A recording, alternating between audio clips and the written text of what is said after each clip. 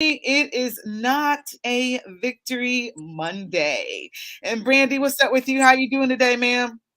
I'm pretty good. How are you? I'm doing okay. A little saddened by this weekend's events.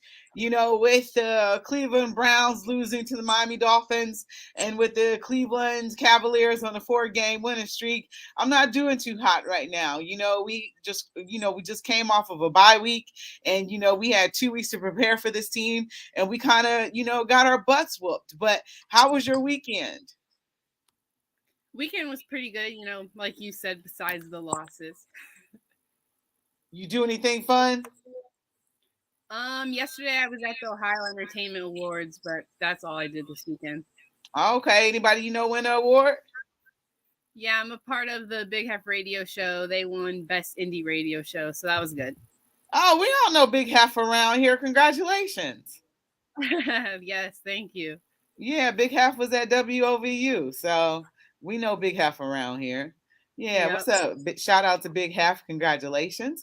And congratulations, Brandy. So, Brandy, man, yesterday was just not a good day. We came out great from our scripted plays. That's something that we talk about every week. We come out great because those plays are scripted, and, they do their walkthrough, and they do the first 15 offensive plays are scripted. So yesterday they looked amazing, came out, got everything right. Jacoby went perfect. Running game not really utilized that much, in that first sequence of events, but they came out, scored a touchdown, and I'm like, this looks great per the usual. And then well, let me ask you, how did you think that they looked, in that first series of plays that resulted in the touchdown? Yeah, I think they did start the game very strong. It led to points, which is always good. They do seem to, always, start the game off strong, but as the game goes on, it kind of just seems to fall apart. hmm Yeah, I think they looked great on that first series.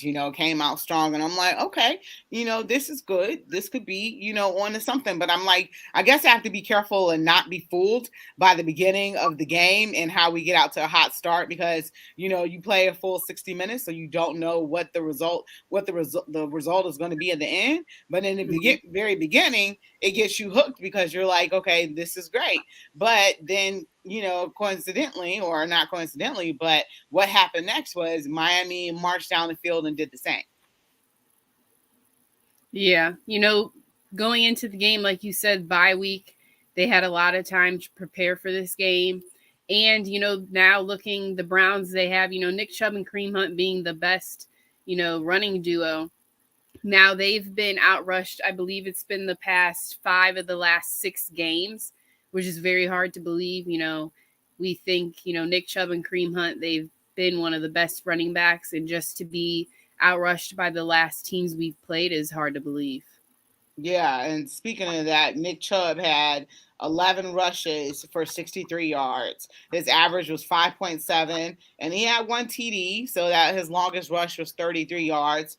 Once again, Kareem Hunt was barely used, more or less. He was used in garbage time for whatever reason, and he had 6 carries for 9 yards with a 1.5 average, and his longest carry was 7 yards. So we rushed 24 times for 112 yards, and Jacoby rushed for 7 times for 40 yards, and that's when the pocket broke down and there were no receivers downfield. So he was able to pick up a couple first downs by that way. But we start out the game great doing our scripted plays, and then Miami got the ball back, and then we got the ball back, and it appears that we were moving towards scoring again, and Nick Chubb did something that he doesn't normally do, and the thing he did was he fumbled the ball.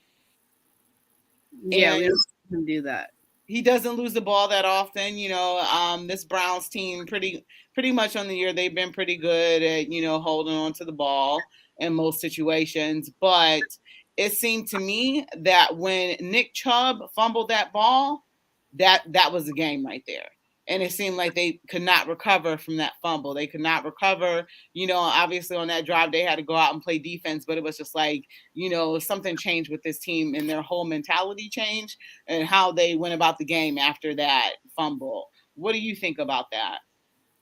Yeah, I agree. It's definitely hard, coming back from fumbles, especially, if you are putting your defense in a bad position on the field and then that converts into points for the other team. But yeah, like you said, it just seemed like, the energy just came right out from under them after that. As well as, we're not seeing many halftime adjustments from them. We're not seeing that switch of playing different in the second half compared to how other teams play. Mm-hmm.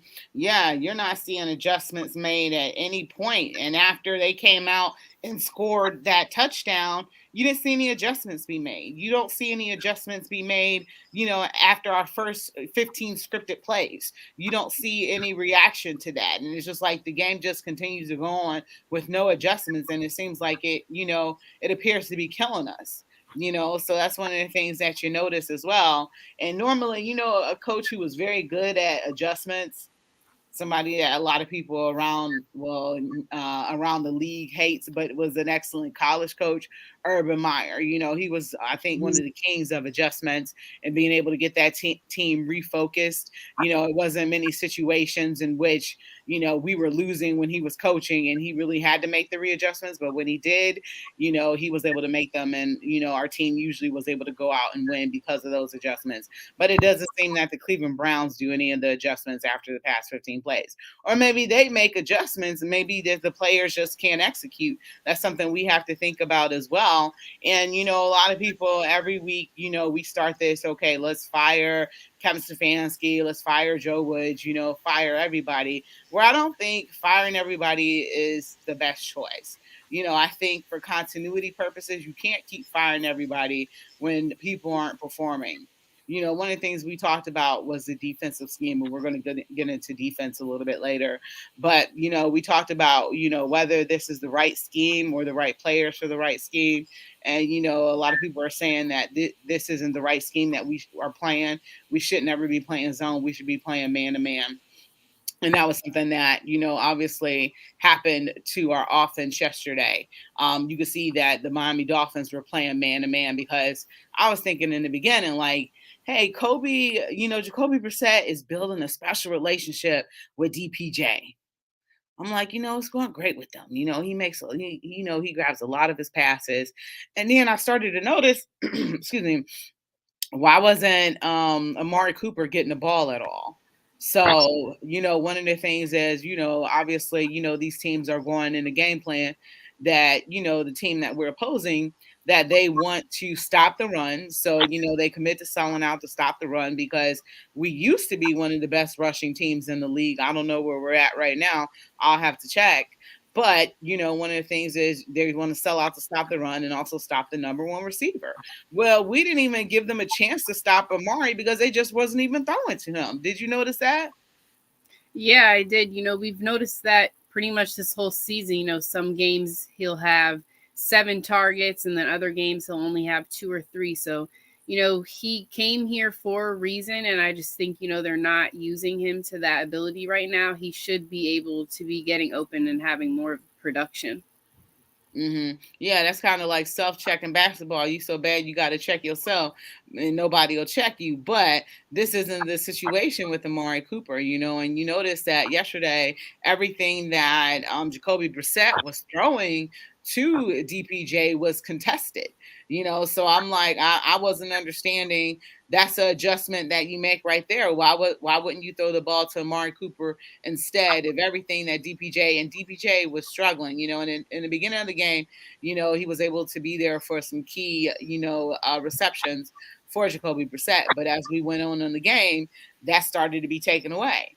But I didn't really see them going to Amari Cooper at all. I remember that short one where Amari sat in the middle of the field, about 7 yards off the line of scrimmage, and he had a completion. But that's not what you brought Amari Cooper here for. You brought Amari Cooper here to be one of your deep threats, to be able to throw the ball to him, not for no 7-yard conversion and things of that nature. So that was a little concerning to me that they weren't doing anything in the passing game where Tua Tagovailoa had like 6 different receivers have completions. And I don't know if it was touchdowns or not. Did they have a rushing touchdown yesterday? Do you remember? Um, I believe, did Mozart have one? Yes, he did. Third quarter. Remember he used to play for the Cleveland Browns. Jeff Wilson Jr. did too, and he had 3 passing touchdowns Mhm. to 3 different receivers. To Tagovailoa yesterday, so they were spreading the ball around yesterday with the wealth, spreading the wealth around, and it doesn't seem like the Cleveland Browns were doing that at all. They weren't really willing to get everybody involved.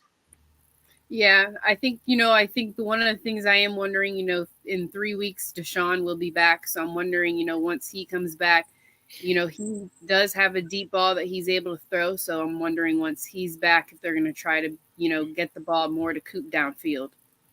Well, do you think Jacoby Brissett's deep ball is terrible? I don't think it's terrible. So I think they, should be trying with him at this moment. Mm-hmm. Yeah, I mean his deep balls are okay. There's nothing that is gonna light the world on fire. But I get scared when he throws it deep. Is this something that's going to be an interception? Because there's been critical times in the season when he's thrown interceptions. I mean, towards the beginning of the season, it's kind of tapered off a little bit because I don't think we had a turnover. Well, we just had the one turnover yesterday, but interceptions haven't been a thing for him lately. So I think that's been a good thing. But with his deep ball, I'm just kind of like, when he Right. throws it deep. So not saying I'm overly concerned, but it's just kind of an ugly deep ball from him. So yeah, but that's an excellent point about mentioning Deshaun Watson. That was something that we were going to get into. So Deshaun Watson was able to report today to Cleveland Browns. You can't call it camp right now because they're not in camp, but he was able to report today with the Cleveland Browns. So that's something that's super important. And now pretty much they are going to be slowly but surely giving him the reins. So I'm wondering, how much, is he with the ones at all too? I'm wondering how much are they going to let him be with the ones and how that's going to work out with Jacoby while Jacoby is still starting. Yeah, I saw how Kevin Stefanski was talking, how they do want to incorporate him a little bit at the one, but that Jacoby right now is, going to be taking majority of that in these next 3 weeks because he is, the person who's going to be in the game plan. What do you think Deshaun coming back means from this team? I feel like it's too far gone now at this point. Obviously, coming into the season, we had a different picture about how things were going to go, and they went to the contrary with the first 4 games of the season. How we thought that, we were going to be able to beat Carolina. We thought that we were going to be able to beat the Jets, and the Jets are better than expected. I'm not sure if they won yesterday or not, but, they were sitting at 6-3. We went down to Atlanta and thought Atlanta, we were going to be able to beat Atlanta, but Marcus Mariota was able to beat us throwing only 7 passes. And then we took on Pittsburgh. So, Pittsburgh is struggling right now. They're doing terrible. And we were able to get a win, but everybody was predicting that this is the easy part of the schedule and we're going to go 4-0. And we did not do that. So we didn't keep up our end of the bargain as well to even put Deshaun Watson in a competitive situation when he returned. But do you feel like this really is going to do anything for the team? Is this going to be able to, turn our fortunes around? Or, is it going to be where, we just have good quarterback play, but we're still bad because, we're still not able to do the things on defense that we need to do to win games? Yeah, I think at this point it could be too far gone. Sitting at 3-6, people kind of hope they would be sitting right around 500 when Deshaun would be coming back, and then he'll come back at week 13, only having the last few games of the season. So I think this does give a look at how the offense can look next year. But like you said, the defense, I just don't think they have everything right now to not give up big plays or stay contained throughout a whole game if they were to go to playoffs this year. Mm-hmm.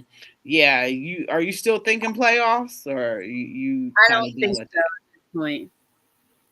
Yeah, I kind of stopped thinking playoffs. Well, I don't know. I had some hope, but then we got into this tough part of the schedule, which everybody predicted it to be. But I didn't think of Miami as any world beaters. They're 6-3, but Tua had been having some health issues, and they didn't even use Waddell or Tyreek Hill yesterday. So you didn't even have to worry about two of the most prolific receivers in the NFL. You didn't even have to worry about them. They didn't even have to show up to work yesterday because we got beat in the running game up front. So they didn't really even need to throw the ball. And when they did, it pretty much was successful. It was that crazy pass that Tua had. And I don't know if it was Waddle, it might have been Jacob Waddle, when he caught and did the toe tap inside and then went out of bounds, which was just crazy. I'm like, why don't things like this happen for the Cleveland Browns?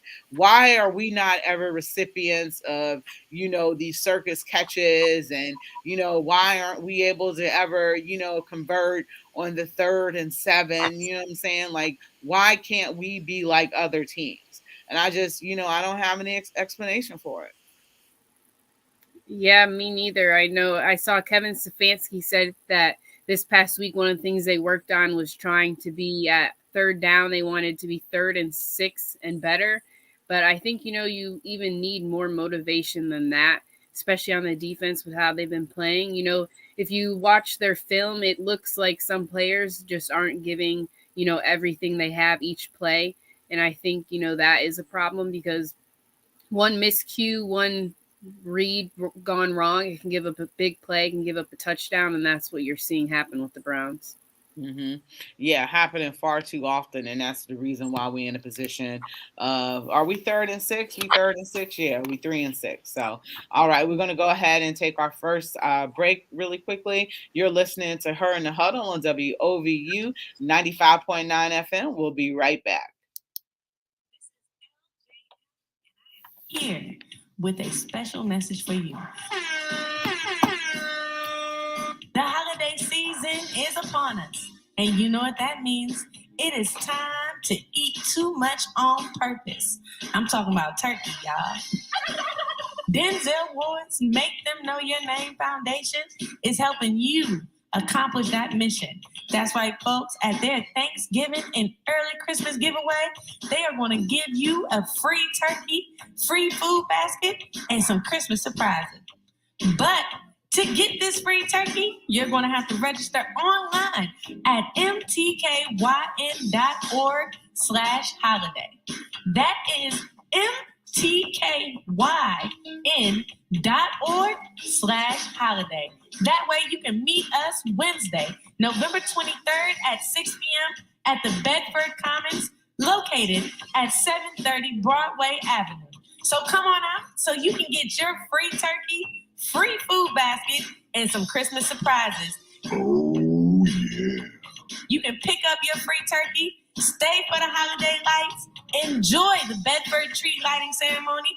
This is your girl, LJM, telling you to register now so you can get your free turkey, free food basket, and free Christmas surprises. This is being brought to you by Make Them Know Your Name Foundation and WOVU 95.9 FM, Our Voices United, a Burton Bell Carr community radio station.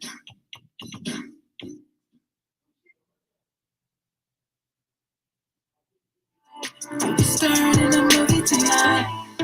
You don't need it. You may fuck around and win it in me up. You say you can die and the camera. I know what you're doing, I can stamina. Welcome back to Her in the Huddle with Rachel Hill, the First Lady of Sports. All right, welcome back to Her in the Huddle on WOVU 95.9 FM. This is your girl, Rachel Hill, the First Lady of Sports, and I'm here with Miss Brandy Fairfax. And remember, you can always keep it locked right here on your regular radio dial at 95.9 FM. You can always listen to us online at WOVU.org. It's special. You can download that WOVU app and take us with you on the go. And then you can always contact our station at 216-271-0959 with any questions, comments, and concerns.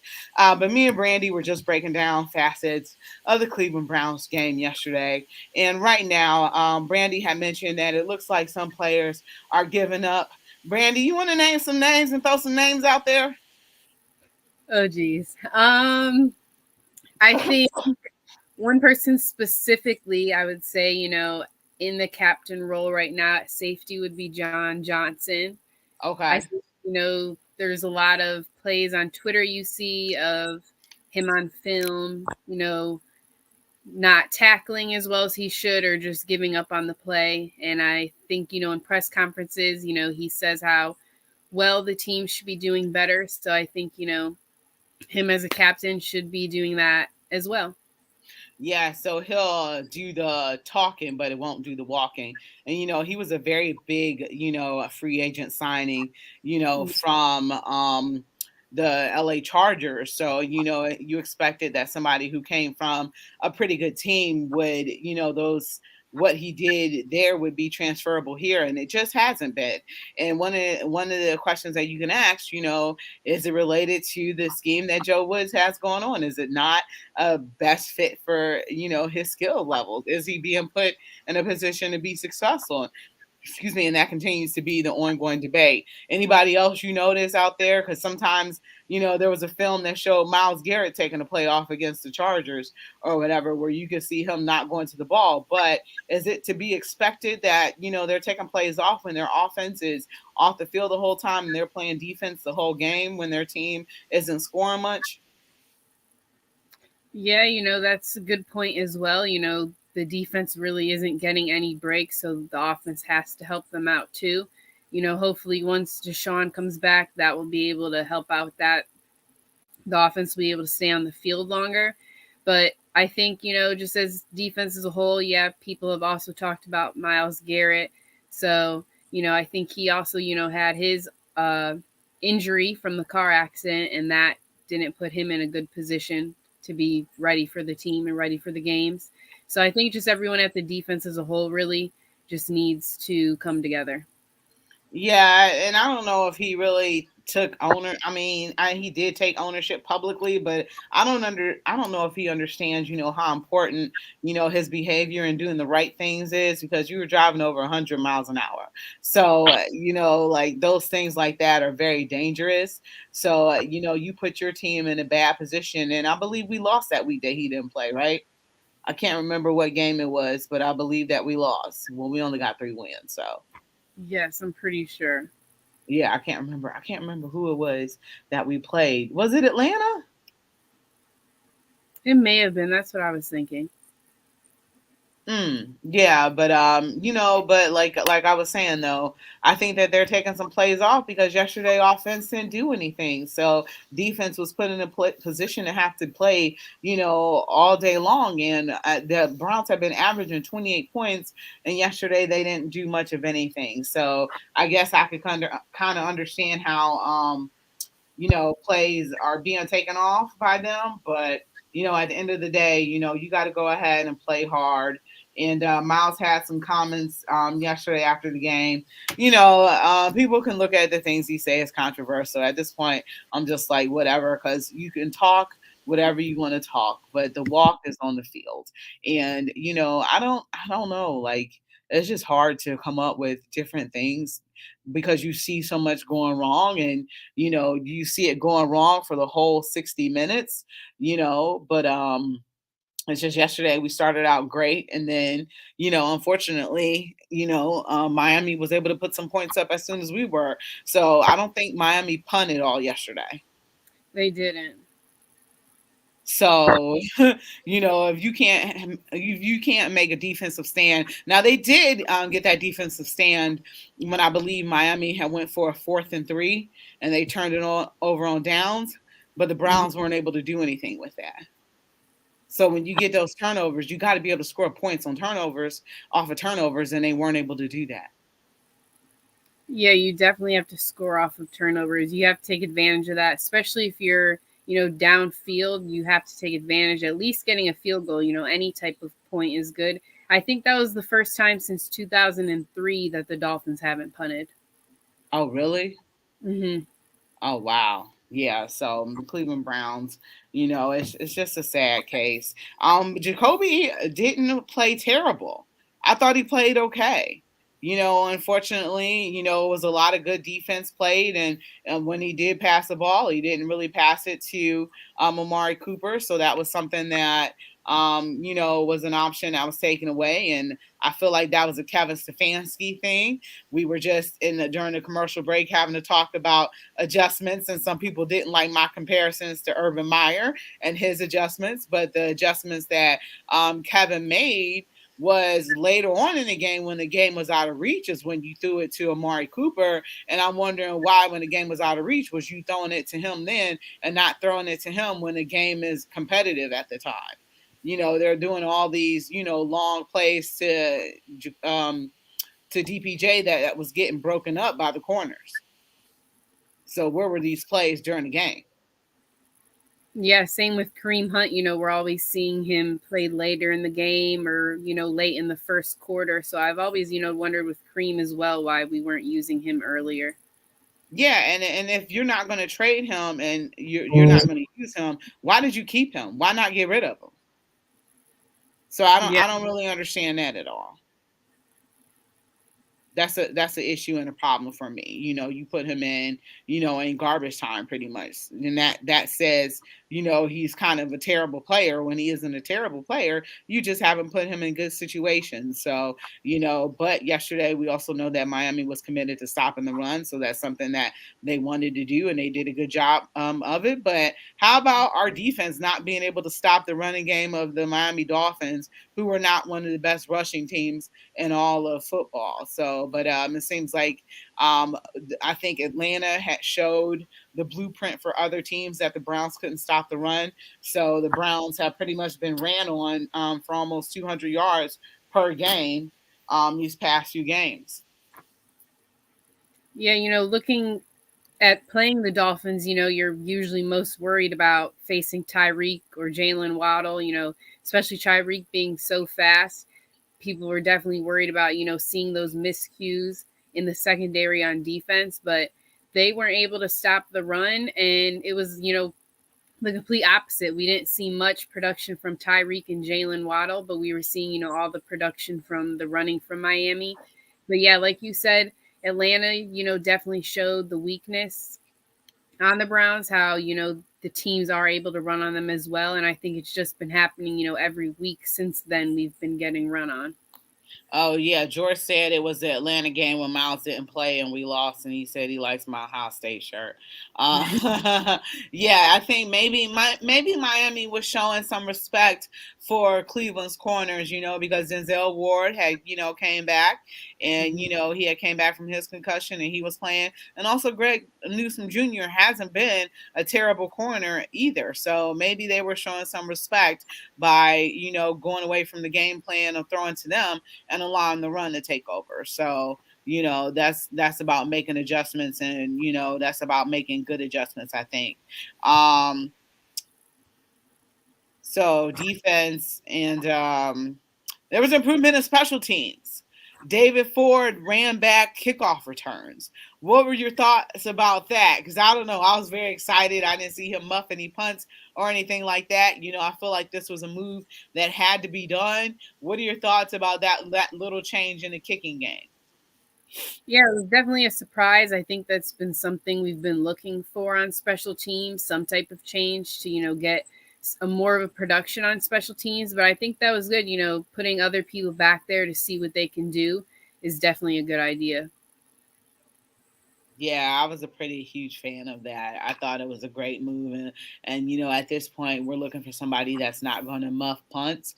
He was able to catch the kickoffs, and he was able to get a little bit of returns. They wasn't huge returns, but it's something better than what than what we had. Obviously, I forgot the player that we brought in to get, help improve that return game. But, obviously he became injured at the beginning of the season. I can't remember his name. I'll have to look that up. But he became injured, and obviously that changed the plans that we had for the return game. But I like this addition, and I like this change. So I feel like that was a good thing, and I hope that they continue to do that. So I'm excited about it. And we got Deshaun coming back. I said I want to play the schedule game a little bit before we get back to Cavs. So we're going to do that really quickly. We're going to go ahead and take a break really quickly, though. You're listening to Her in the Huddle on WOVU 95.9 FM. We will be right back. You got Are you and your family a part of the 14 million low-income households who do not have internet access? Well, connect to opportunity with Digital Navigators by taking advantage of their Affordable Connectivity Program. The Affordable Connectivity Program can have your internet bill as low as $0 each and every month. Hold up, wait a minute. After signing up.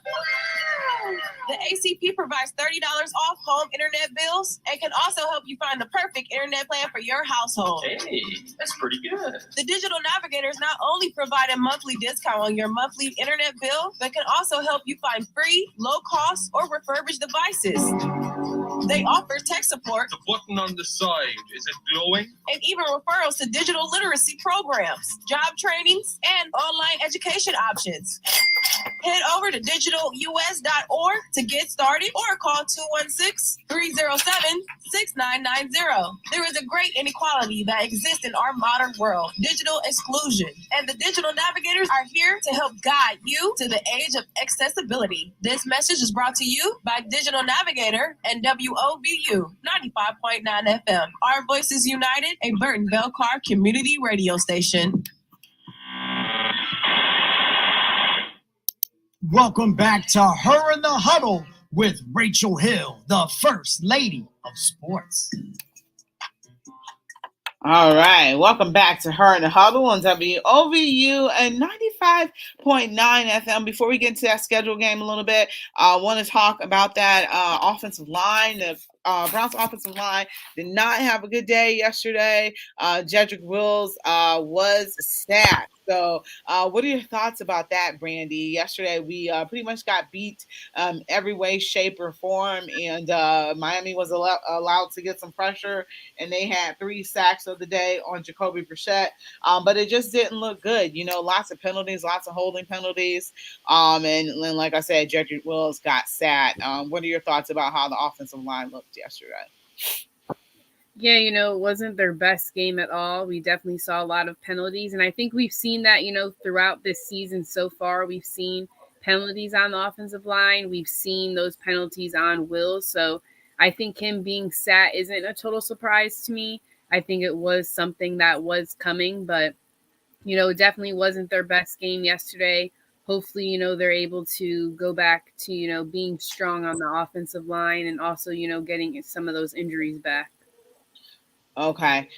So quickly, the Browns have 8 more games left this season.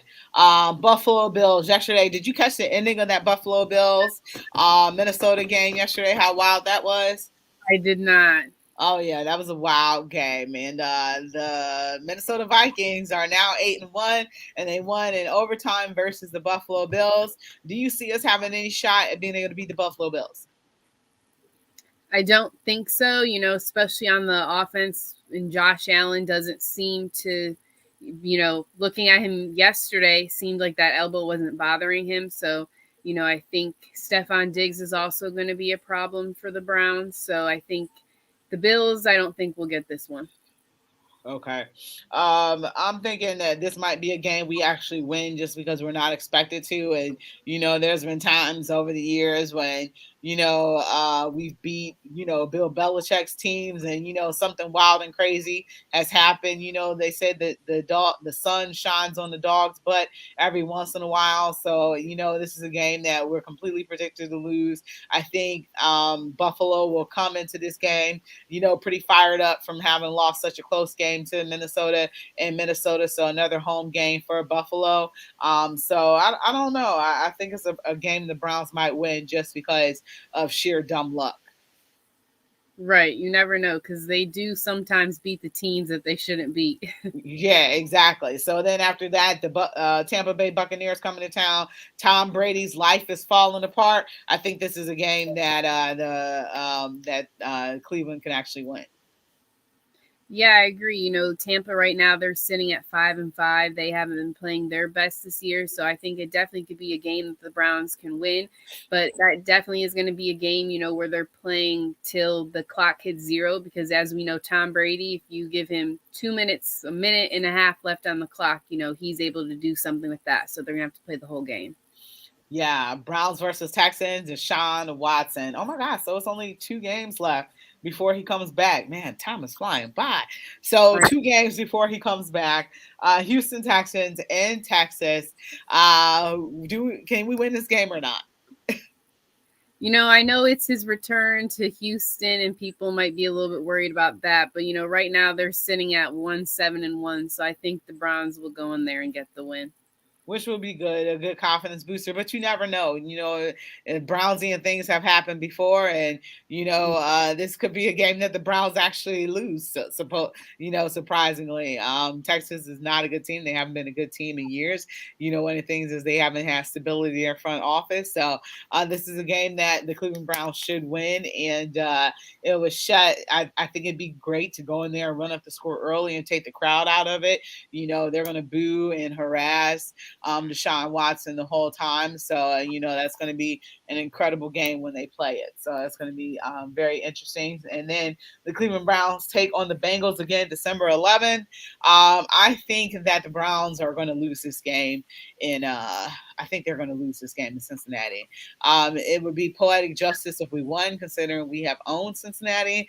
But I think Joe Burrow probably gets his first win against the Cleveland Browns. What are your thoughts? Yeah, I agree. I don't think we're going to beat them again this time. I think, in Cincinnati, they've been playing pretty well this year. I think he will get his first win against us. But we got Deshaun Watson as a quarterback. That's true. Could be a close game, especially on the offensive side. I guess we'll just have to see how the defense will hold up. I'm forgetting about this key fact. It's like we've been with him so long, I forgot that he's coming back now. So we played the scheduled game, but like we thought, the Browns thought that suspension was supposed to be 6 games, and it didn't turn out to be that way. So that kind of upended our season. If it had not been, I think you would have gotten a different product, but it is what it is, and that doesn't matter anymore. Then they have the Ravens come in, and this game is going to be flexed because it has a to be determined time. December 18th, they take on the Ravens. Do you think that with Deshaun Watson, they're going to be able to beat Lamar? The Baltimore Ravens have had our number. Do you think they'll be able to? We finally be able to get over that hump with Deshaun? With Deshaun, I think, they definitely can. Earlier this year, a couple weeks ago, they only lost by 3. It was 23-20. So I think having Deshaun back, they could definitely pull out a win. All right. I think that they'll be able to get that win. I think it'll be great. I think this will be one of the, great AFC North battles for years to come with Deshaun versus Lamar Jackson. I think it'll be a great preview of what quarterback battles will look like in this division. The Saints coming to town, so Jarvis Landry is welcome back. November 24th, Christmas Eve, and they play the Cleveland Browns. I think that this is a game that the Cleveland Browns will be able to win because once again the Saints don't really know what they have going on with their quarterback situation. I think Jarvis will be welcomed back with open arms. So I think that this is a game that the Cleveland Browns will be able to win. And welcome back to Chris Olave, Ohio State product, coming back to Ohio. So your thoughts about being able to beat the New Orleans Saints? Yeah, I think that game is a toss up as well. The Browns could win that one. Saints defense has been pretty good, so we'll see how they will be able to match up against Deshaun and the Browns receivers. But yeah, that's a definite game that the Browns can win. All right, January 1st, Washington Commanders. The Washington Commanders are just a cluster, so I definitely think that we can win that game. They have terrible quarterback play and just pretty much terrible play all around outside of Chase Young. So I think that the Cleveland Browns will be able to beat the Washington Commanders. I agree. And then last but not least, we take on the Steelers in Pittsburgh. I think that this is a game that the Cleveland Browns will be able to win because Pittsburgh doesn't know what it really has going on with their quarterback situation as well. I think Kenny Pickett will eventually be the starter, but he's a rookie, so there's a lot to be desired and a huge learning curve right there. But I think the Cleveland Browns will be able to take this game in Pittsburgh, and it's been very hard for them to win. Outside of that playoff win, there were no fans there though, so that was a completely different story. But I think the Cleveland Browns will be able to beat the Steelers. Your thoughts? I agree. I think they'll be able to beat the Steelers again, and hopefully that'll finish out the year strong. Yeah, in preparation for what's coming up next. So, any further comments about the Browns in their game yesterday? Any questions, comments, or concerns from you? Think that's it, and let's see how they play against the Bills. Yeah, it's gonna be tough, going into Buffalo, the Bills Mafia. It's funny because I don't have any backup teams because I don't believe in that, but I always root for the Bills because I always think about them losing those 4 Super Bowls in the 1990s, and I feel bad for them still. And I guess when the Cleveland Browns had been moved from Cleveland, they were really gracious to our fans and stuff like that. So the Bills have always had a special place in my heart, but not when we play them. But we've been able to have some recent success against the Bills and Josh Allen as well. So to me, you never know with that game, and that could be a toss up. You don't know which game that you're gonna get from this team. They play really well against good teams too. Are they going to be able to pull this one out? I could see this one kind of being close for some reason. Yeah, I could see that happening. You never know what you're going to get with the Browns, so they could play really well against them. Yeah, and Miami was and the Jets was able to beat the Jets were able to beat the Bills, and so were the Miami Dolphins able to beat the Bills. So if anything, the Browns should be studying film. The Buffalo Bills are they're 6-4, I believe now, because I think that they were 6-3. Yes. So yeah, we can beat them totally. I ain't scared. Bring on the Buffalo Bills, baby. Let's go. Let's go. He's ready for Josh Allen. Yeah, I'm ready, man. Now that I look at it and think about it, I'm like, they are a team that is predicted to go to the Super Bowl, but they haven't played up to it. So I think this situation is right for the Cleveland Browns to go in there and maybe be able to steal a victory. People that were not predicted to win. Obviously, I forgot how much the point spread is, but anything is possible. But let's go ahead and move on to the Cleveland Cavaliers. Brandy, we were hooping and hollering and so excited, the past, 2 weeks that the Cleveland Cavaliers had went on their winning streak, man. We were excited. We going to the finals, baby. You can't tell me nothing. Let's go. And they went on the West Coast trip and they got a great victory that Sunday against the Los Angeles Lakers, LeBron James's team. Great victory. And then they had a back-to-back against the LA Clippers and had got up big on the LA Clippers. Not like 20-point leads, but I think at one, they had leads of over 10 points on the Clippers, maybe up to 13, 14, 15 points. And twice they had leads against the Clippers and let the Clippers hang around and score 3-pointers. And that's kind of been the tales of some of these losses, because you lost to the Clippers, then a couple days later they lost to the Sacramento Kings, then they lost to the Golden State Warriors, and then last night they lost to they lost to the Minnesota Timberwolves. And these are teams that are below 500 that they had these losses to, and collapses because they were able to build leads over all these teams, and then they let these leads go. It's still very early in the season, very early in the season. But Brandy, what are you thinking about, coming off of this road trip, because they had the game yesterday against Minnesota, and then they're back on the road again to take on the Milwaukee Bucks, and then come home for 4 straight games. But what are your thoughts about the road trip that had just taken place? Yeah, I think the games they lost were definitely games that they should have won. It was just, getting into that fourth quarter, the last parts of the game, kind of staying contained and, seeing between Darius or Donovan, who's going to take control towards the end of the game. But, all the losses that they have so far are within 10 points. So I think, they were, when they play these teams again, or if it came to it in playoffs, I think they definitely can beat these teams. Yeah, one of the things is they have to learn how to close games out. And one of the things is they had a ton of turnovers. I wouldn't say they weren't playing hard, because these losses were just within a few points. So I think the highest one was within 7 points, and I think that might have been the Golden State game or what have you. And then the next day after the Golden State game, did you watch that game that night? Yes, I think Sacramento, they lost 2-7, and I think the Okay, the Warriors Sacramento. were The 6. Warriors. Okay. So these weren't blowout victories or anything like that. They were very close.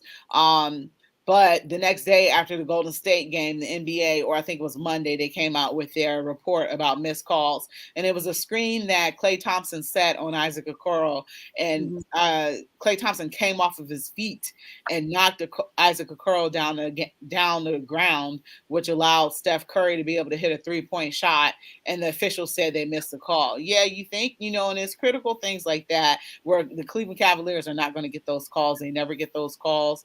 And, maybe towards the end of the year, they'll start getting those calls. But, turnovers have been, something that have been, not being able to keep hold of the ball.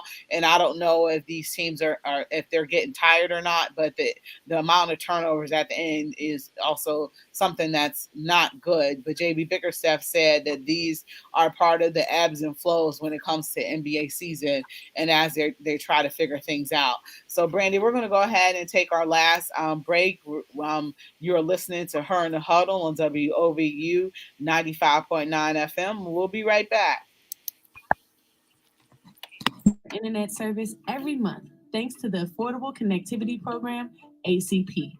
This program provides monthly assistance for your internet plan so you can stay connected to work, school, healthcare, and more. To learn more about ACP and to get help signing up, call the Digital Navigators at 216-307-6990. This message is brought to you by WOVU 95.9 FM, Our Voices United, a Burton Bell Carr community radio station. Yo, Siri, who has the hottest app in the city? WOVU 95.9 FM. Siri, tell them why WOVU 95.9 FM got the hottest app right now.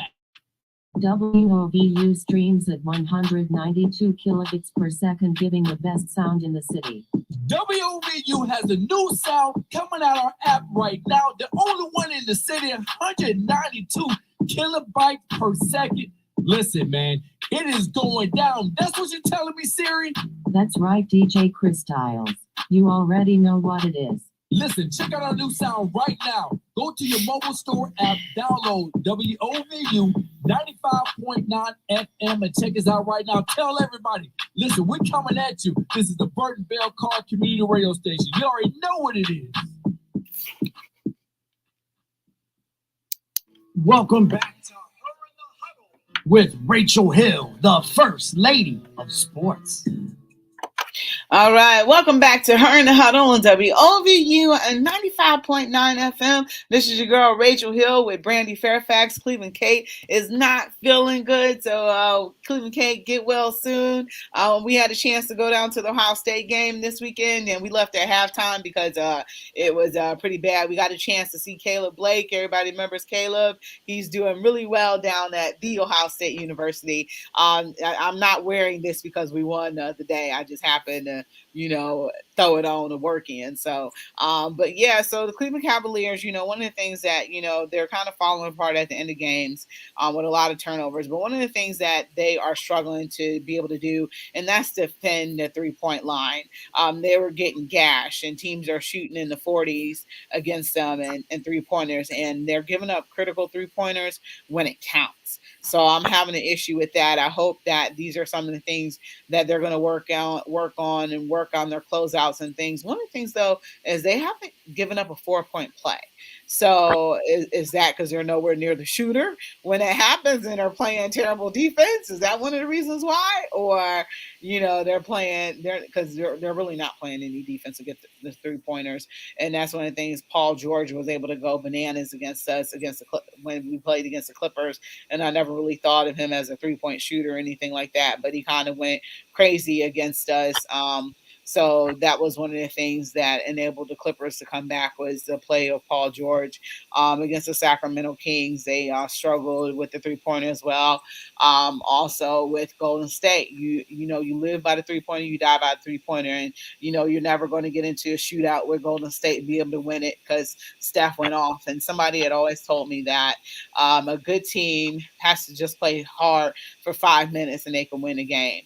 And even though Golden State is having their issues and they're not playing well right now, they played hard for 5 minutes and they were able to win the game. But the NBA is a one sport, and when officiating really can kind of determine the outcome.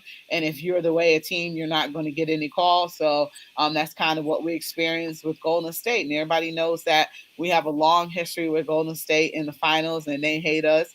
I don't know if they hate us as much because they beat us so much, but we hate them, and it just hasn't been good. But I thought that Golden State was a game that the Cleveland Cavaliers could win. Did you?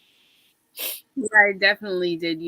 Up until the last few minutes of the game, I definitely thought it was a win that they could carry out.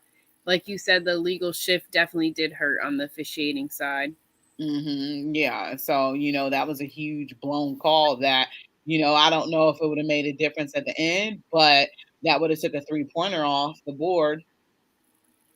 Yeah, the Warriors only won by 5, so that could have been a 2-point game. So Yeah. And one of the issues that they had on Friday night was 24-second violations. So that was something that they struggled with against the Warriors. And I kind of wasn't understanding that. Like, this team didn't really know what they wanted to do offensively for some reason. yeah, last season, we saw that happen a few times as well, where they were getting that called against them.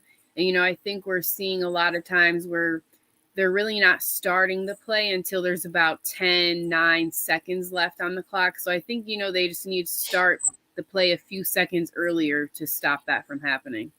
Yeah, that's like, not having any awareness. That's kind of like offensive, delay in football. What's that penalty called? I can't think of it off the top of my head. But the play clock going down. Like, how are you not aware of something like that as professionals? And one of the things that was an issue too was when that loss to the Los Angeles Clippers, the ball was not in Donovan Mitchell's hands. Possibly it might have been one. They went on a huge run, so maybe like a 14-1 run or something like that, but the ball was not in Donovan Mitchell's hands at the end of the game, and I have an issue with that. Did you catch the Clippers game? I did not watch that game. Okay, yeah, it was an exciting game. It was a 10:30 start, so very late. The game didn't go off until like 1 o'clock in the morning, so it was a very late affair, and people had to work the next day. So, that was a lot, especially when you had a game start at 3 o'clock the next day. But at the end of the game, the ball wasn't really in Donovan Mitchell's hands, and Darius Garland was not looking for him. So I kind of didn't really understand the game plan because to me, this is Donovan Mitchell Mitchell's team at this point. It moved on from Darius Garland very quickly once Donovan Mitchell got here, and you saw just how amazing he was. So I'm like, this isn't Darius Garland's team anymore. So you should be looking for Donovan Mitchell in those situations, putting the ball in his hand, and the offense should be going through him. And they just didn't do that. And I think that's one of the reasons why they lost that game. So I was really struggling with why wasn't the ball in Donovan Mitchell's hands almost at any point. It was like, he was almost non-existent because the Cavs didn't score almost for a 4-minute clip or something like that. It was crazy, and that enabled the Clippers to be able to come back because the Clippers are not a good team. Like I said, all these teams were sub 500 that we lost to. So that's a problem right there. But I think, it comes with the learning process, the maturation process, having Donovan Mitchell on this team and being able to play through him as well. That wasn't something that they had before. This team had been together already. So, excuse me, Donovan Mitchell was that new piece, but not incorporating him at all in those final sequences, I struggled with that. Yeah, I agree. I think he definitely needs to be involved. We've seen what he's able to do. So I think, Darius as the point guard just needs to make sure, he's facilitating it to everyone, facilitating it to him, especially, in those final moments to be able to close out the games. Last year we've seen, and in the past couple seasons, Darius isn't that much of a closer to finish out games. So, hopefully he is just able to facilitate it to Donovan, because we know how well Darius is able to make, those passes. We've seen him make some great passes to Jared Allen and Evan Mobley. So I think he can do that as well with Donovan to, win out those games. Yeah, he went off for 51 points last night. So congratulations to him, a career high. He scored 27 points in the fourth quarter yesterday. I went to the game yesterday as a fan, and I had some very great seats. I was like 6 rows up from the floor. I've never sat that close in my life. I'm like, this is a different type of living down here. Everybody had on designer, everything. I felt out of place. But you're able to see a lot of things that you aren't able to see where you sit up high. And it's just him being assertive and being dominant, and having those 3-pointers. And we got to the game kind of late in the second quarter, and they were up like 20 points on us. They were up big, and I'm kind of like, what's going on? What happened? So you see what happens when we don't have Donovan Mitchell. Detroit is a terrible team, so we were able to beat Detroit without Donovan Mitchell and Darius Garland. But you see, it's a little different when you're playing against they're below 500 as well, though, too. But kind of a decent team. And, this was supposedly billed as Rudy Gobert versus Donovan Mitchell, because Rudy Gobert is with the Minnesota Timberwolves now. But that matchup didn't happen. So, unfortunately, Minnesota was able to get the best of us at the end. But I applaud the Cavs for coming back. They were not able to pull out the victory, but they came back from over 20 points down and just lost by a few points, at the end. So they tried to do everything they could. But, I don't know if they were tired from this road trip, but they did not play good, I heard, to start the first quarter in the second half. And they were able to slowly but surely chip away at the lead, and they were able to do that. So, these are the things that they have to learn from, and hopefully it builds a stronger team. So we got 3 minutes left. Ohio State, did you catch that game at all against Indiana? Yes. Did you watch the whole game? I did. Oh my God. It got to the point where I felt so bad for Indiana. I was silently rooting for them. Just to help them. Not to win, but just make it somewhat of a competitive game. Because I know I shouldn't in my heart. Like, I always feel bad for the underdogs, never really against Ohio State, though. But I'm like, this is just ridiculous, And then that Cam story, Cameron, I forgot what his last name was. Yes, and he had, excuse me, 4 ACL tears. And I don't even know how this is possible in real life, but, it's something that happened to him. And it was Cameron Babb. Was it Cameron Babb? Okay, yeah. He was able to come back and score his first, pretty much I think it might have been his first play ever, and it was a touchdown. Yep. So that was a great story, good for him. So, I mean, slowly but surely, this team is trending towards undefeated matchup against Michigan Wolverines. And that's where we are. In 2 weeks, we play Michigan because I believe this weekend we play Maryland, which will be an opportunity for a tune-up. I don't think Ohio State will get off to a slow start. They didn't against, Indiana and things like that. But, they did give up a pretty big pass play. So that's something that, we got to be on the lookout for is, corner play and stuff like that, because they were able to give up a long play offensively to Indiana. So I think, if they're able to, curb those little things, that Michigan shouldn't be a problem. But it's a showdown that takes place in 2 weeks. And Brandy, that is our time. I want to thank you so much for doing the show today. And for Brandy Fairfax and for Rachel Hill, you've been listening to Her in the Huddle on WOVU and 95.9 FM. And we are out of here.